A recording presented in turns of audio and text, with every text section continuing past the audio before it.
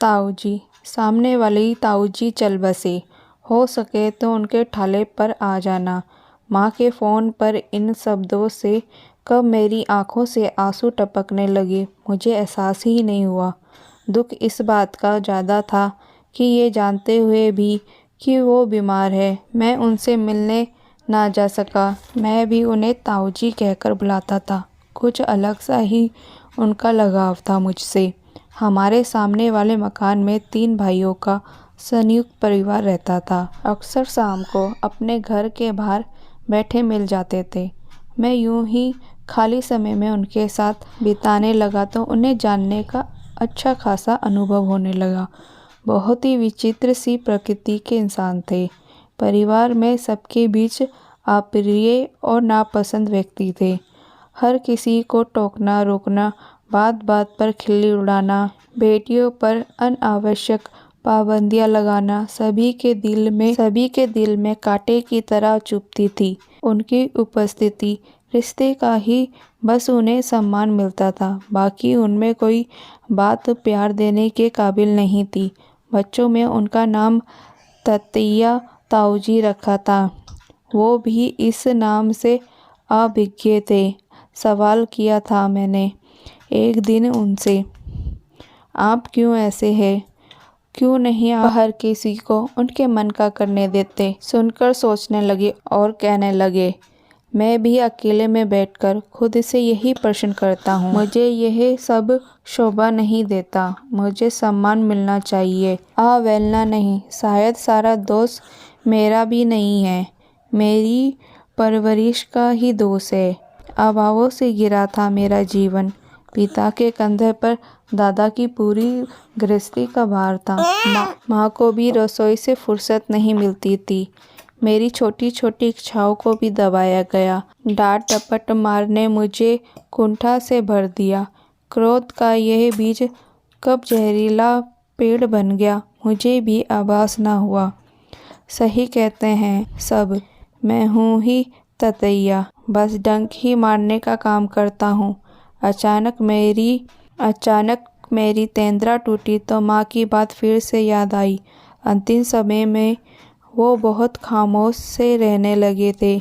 सबसे प्रेम से बात करते, लेकिन सबके दिलों में उनकी तेतिया छवि ने ऐसा घर किया हुआ था कि नए ताऊजी किसी को दिखाई ही नहीं पड़े।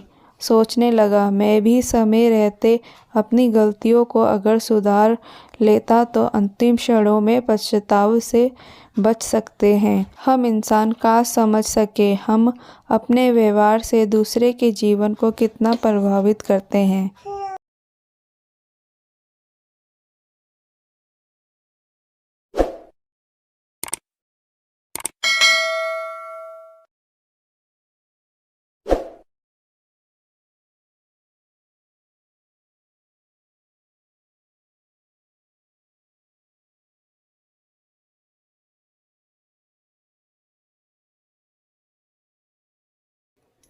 कि मैं एक सेल्स टैक्स ऑफिसर हूँ और तुम एक व्यापारी। बताओ हमारा क्या मेल?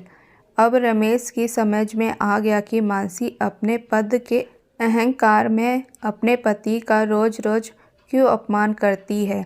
रमेश ने फिर भी मानसी को समझाने का प्रयास किया।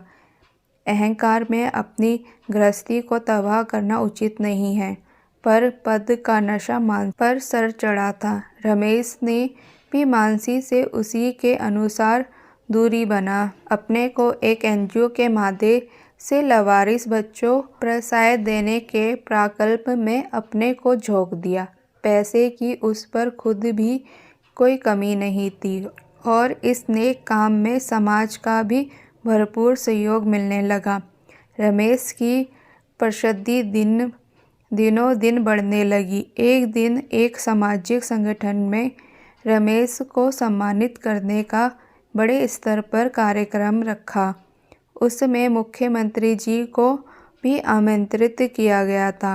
मुख्यमंत्री जी के आने के कारण नगर ने तैनात अधिकारियों की विभिन्न व्यवस्थाओं के लिए ड्यूटी लगाई गई। इनमें मानसी की भी ड्यूटी लगी थी। अतिथियों के स्वागत हेतु कार्यक्रम का मुख्य आकर्षण स्वाभाविक रूप से रमेश का था। मुख्यमंत्री जी द्वारा उसे ही सम्मानित किए जाना था। हर कोई रमेश से परिचय को उत्सुक था, मानसी के विभाग के अधिकारी भी। वो मानसी को रमेश के सम्मानित होने पर बधाई दे रहे थे।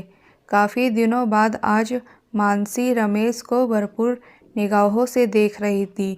आज उसका अहंकार टूट रहा था, पर अहंकार टूटने पर आज मानसी की कोई ईगो हर्ट नहीं हो रही थी। उसे अपने रमेश पर गर्व की अनुभूति हो रही थी।